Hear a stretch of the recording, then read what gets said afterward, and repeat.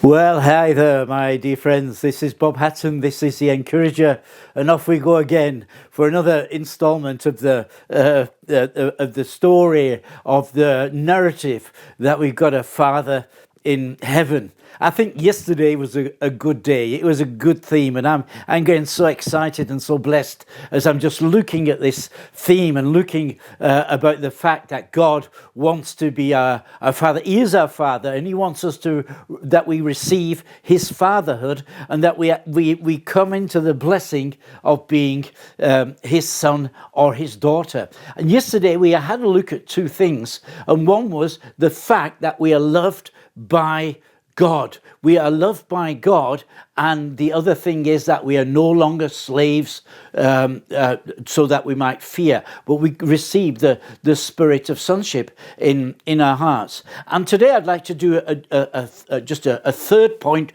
just to close up this little portion of what we've been looking at. And my point number 3 then is that we are children of God. I am a child of God. And you perhaps, as I said that, you perhaps remembered now that there's a song there, and he said, I am a child of God. I think that's such a wonderful song, and I love to sing it, probably like you do as well. And when we are singing this in church, when we are, meeting with God, I feel, His presence so close.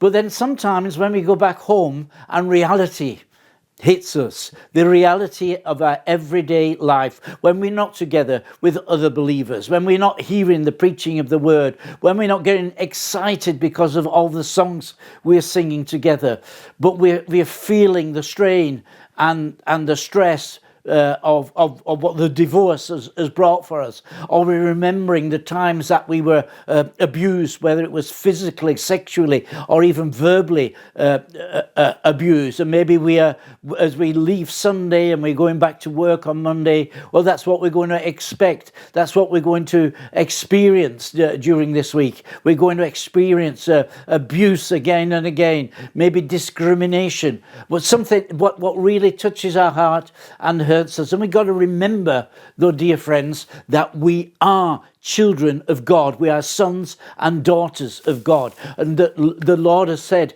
I will never leave you or forsake you. He is with us. He is not an absent Father. He is with us. He is a Father of the fatherless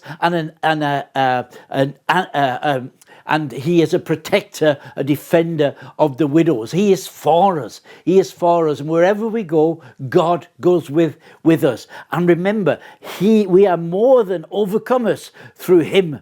We are more than overcomers. This is all in Romans chapter 8. And it's, the Bible isn't just printed words. It's something that we get a hold of. And in the Psalm 119 and verse 9, it says, how can a young man keep his way clean, pure, keep his way pure before the Lord? And the answer is by taking heed of His word. And then the next verse, but 1, verse 11, the psalmist says, David, he says, your word I've hidden in my heart that I might not sin against you. And the Bible is a very, very powerful book, and I would encourage you to read it, to learn it off by heart, to memorize it, and and to confess it again and again and again. So that is very good. But I know when we're not together with others, when we're not together where it's so exciting and we're into the mundane of the everyday life, memories come back to us, pain comes back to us, and we start to doubt whether we really are true children of God. We start to doubt whether we have passed from death to life, and life gets a little bit difficult. Well, a few years ago, we used to go into the forest here, and we would cut wood and chop wood and use it for our heating. It was actually very hard work. When it was finished, I was really proud that I felt that I'd really accomplished something. But every year when we started, it was so difficult. It was difficult to get motivated, and we had to carry these blocks of wood, and then we had to chop them. And that was difficult. I remember the first time I did it after having the pause after one summer to the next and picking up the axe and starting to chop the wood. It was so difficult. It was so hard. But with the time, you got used to it again. And of course, we hurt ourselves a couple of times. I broke my little finger once, but I dropped one of these big logs onto the finger, and it broke it. I had to have an operation, and it's still painful today. And another time I got so many splinters into my hand, and they went deep in there. And in the evening, after I'd had a bath, and I was looking at my hand, and I saw all these splinters, and it was painful as I touched them. I got some tweezers, and I started to take them out. I couldn't get them all out because some were very, very deep, and it was hurting. Well, anyway, never mind. I put some cream on, and I put a bandage around it. And so I thought, I'm healed now, everything is fine. But the next day it started hurting, and I had the feeling it was boom, boom, boom, boom. Oh, there's so much pain there. I took the bandage off and everything. There's a lot of red spots, where the splinters were still in my hand. So I put some more cream on there, and it took the pain away a little bit, put a bandage on there, and okay, if I didn't think about it, if I didn't, touch anything with the hand, then things were okay. But I kept forgetting, and pain would just go right up my arm every time I touched anything with my hand. And as I took the bandage off after a few days, the red points had changed colour. They were white, and everything was inflamed, and there was matter under the skin, and it was becoming very, very difficult. And in the end, I had to go to the doctor. We've got a surgeon in our little town here, and he came and he cut open my hand, and with his tweezers, he took out the bits of wood that was still a little bit deeper. And I thought it hurt when I was using the tweezers. This really hurt.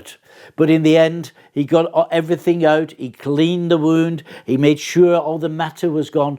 And then a very healthy process of healing started. And today, I don't even remember which hand it was. There's not even a scar to be seen. I don't have any pain at all. And you know what we've got to do with the things, the experiences that we've had. I mentioned divorce, I mentioned abuse, but there are many, many other things that we go through. And maybe even as we start going back to work again, that abuse is waiting for us. Discrimination might be a theme for us. What we've got to do with all these wounds that we have received is not to cover them up, but to get them healed. And one of the most powerful things of getting healed is to forgive. Whoever has hurt you is to forgive. And you do that by asking the Father to give you his power, to give you his strength to do that. And what I've learned over many years is that forgiveness is not is not an event. It's not something that happens one day and then is finished, but rather it's a process that I keep after coming back and saying, God, I forgive this person. God, I forgive this person. And you do it from the bottom of your heart, really meaning it. And it's not easy. It's a difficult process. But God gives us his power. And the other thing is to let your wound be washed out with the love of God, to just realize that God is there and God is lavishing. You remember that verse, what we had yesterday, 1 John chapter 3, verse 1. Behold, what manner of love as the Father lavished upon us, poured out upon us abundantly and generously. He's given us his love because he loves us and he thinks the world of you. He really, really does. So keep on asking, keep on seeking, keep on knocking, asking God for his love, asking the Father to come with his Father heart and just touch you.